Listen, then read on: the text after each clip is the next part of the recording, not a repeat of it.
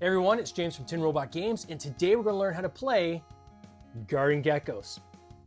Garden Geckos, each player is going to play as a family of 5 geckos, and you're going to try to capture as many bug points as you can throughout this game. Now this game does play 2 to 6 players. We have 6 player colors. For those who are colorblind, our player components are colorblind friendly. So for instance, if you were playing, 2 players are playing as the blue and the green geckos, simply choose which the player is going to play as the pattern side of their gecko. So let's set up the board.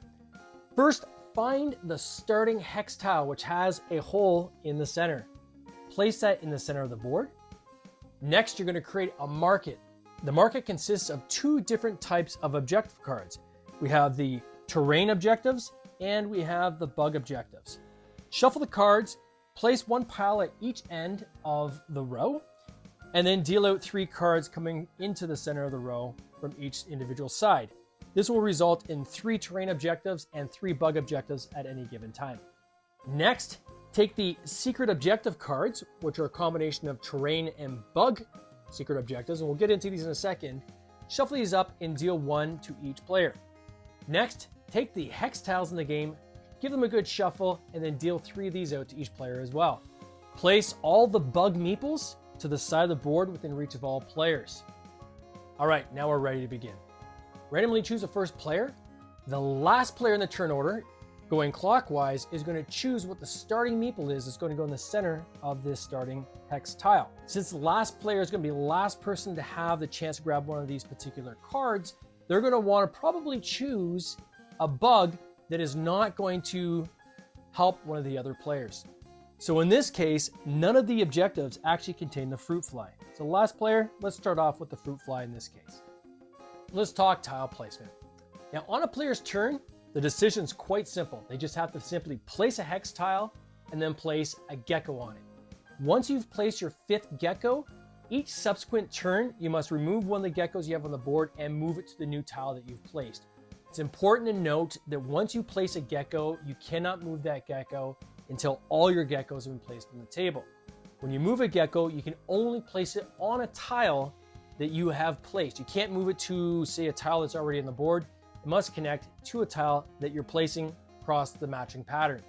Now, when placing a hex tile, you must ensure that at least one side of that tile matches the pattern on the tile that you're connecting it to.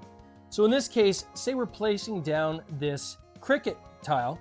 I'm connecting the flowers, the matching pattern, and then I'm going to take one of my geckos and I'm going to span the distance between the 2 bugs on these hex tiles.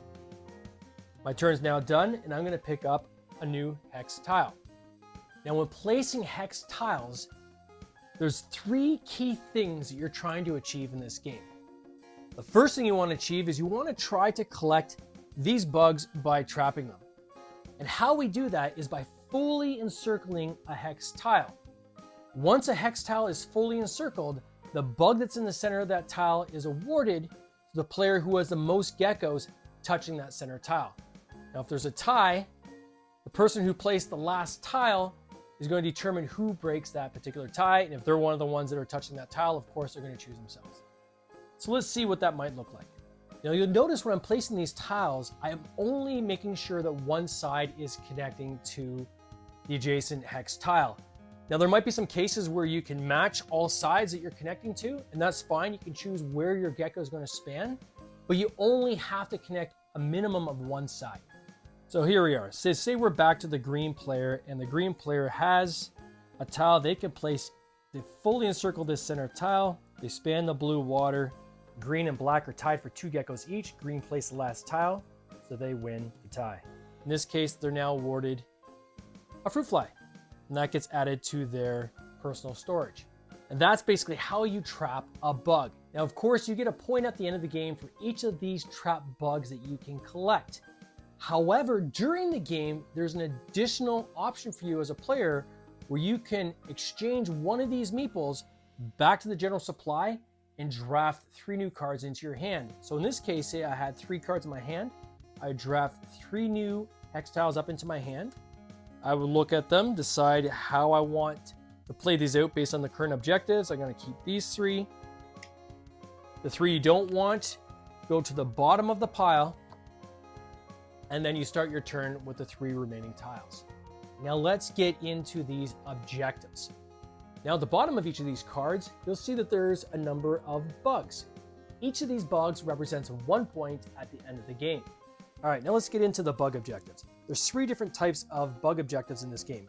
There are parallel connections, there are individual bugs that are not connected, and then we have bug chains, where you're connecting from one bug to another to another. I'm going to show you very quickly how each of these 3 bug objectives would score during your turn. When looking at the board, essentially what these cards represent is the bugs that are on the center of these hex tiles. And your objective as a player is to try to make connections between these different bugs as you're creating these different chains with your family of geckos to match the pattern that's on these cards and claim them. To make this easier to illustrate, I'm going to remove all the other geckos and just leave green on the table for now. So say this was their objective with the parallel linked bugs. In this case, what you would see is we have the cricket touching the mealworm, and we have the ladybug touching the moth. This objective would score. The player would take this card and place it in front of them. For 4 separate bugs, you simply have to be touching each of those bugs. In this case, we can see that the player is touching the cricket, they're touching the mealworm, they're touching a grasshopper, and they're touching a ladybug. They would have scored this card. And for the last one, bug chains, you simply have to connect the bugs in the sequence shown. So in this case, we have a ladybug connected to a grasshopper, connected to a moth. They form a continuous chain, they would score this card. Now let's talk about the terrain objectives. Terrain objectives are different than the bug objectives. The bug objectives, you're trying to connect bugs. You're trying to make these chains of bugs across your different geckos. With the terrain objectives, you must occupy those terrains simultaneously across your gecko family. Terrain objectives are the same regardless of whether you are trying to connect 3 terrains, 4, or 5. In this case, we're connecting 4. Your geckos would have to occupy all 4 of these patterns at the same time. Each diamond represents the spanning of the pattern across 2 different hex tiles. So in this case, we have a gecko spanning grass, we have a gecko spanning rock, we have a gecko spanning the 3 flower pattern, and then if they're placing their last hex tile and spanning the other flower pattern, they have now achieved spanning of all 4 of these patterns. They would claim this objective card and place it in front of them. Now it's important to note that you can only claim the card on your turn after placing a tile that contributes to that particular card. There are going to be some instances through this game where, based on another player's actions, when it gets to your turn, you've already achieved the objective of that card.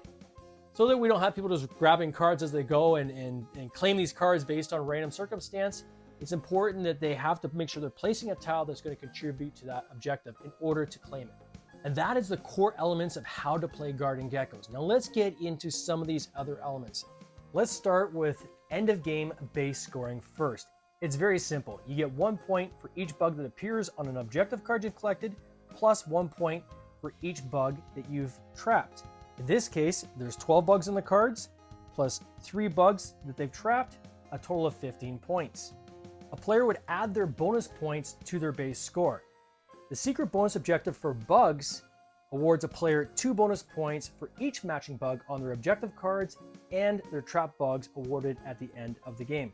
In this case, this player has the secret objective of the grasshopper. They have 1, 2, 3 grasshoppers on their cards. They have 1 grasshopper as a meeple off to the side. That's 4 grasshoppers in total. They get 2 points for each. So they've got a bonus of 8 points if they add to their base score of 15. So they have a total finish score of 23. Now let's say the player had the 3 flowers as a terrain secret objective. This is how this would score. In this case, I've removed all the geckos to make it easy to illustrate.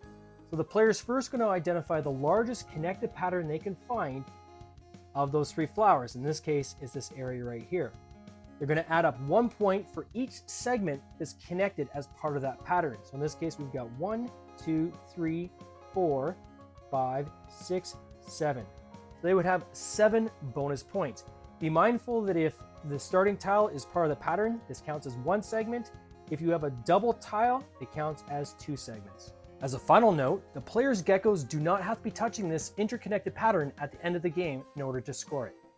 Now, how does this game come to an end? The end game is triggered in Garden Geckos one of 3 different ways. First, when the last hex tile is drafted, not played, but drafted. Second, when a player collects their 6th objective card. Or third, when the last of any of the bug varieties is claimed. The game is immediately over. We're going to again finish out that player turn order, and then we're going to count up our points. Now, you may have noticed in the book that there's actually advanced scoring rules. These are for more advanced players because there is a little more thinkiness to it as you're doing the scoring. Well, let's talk about that really quickly.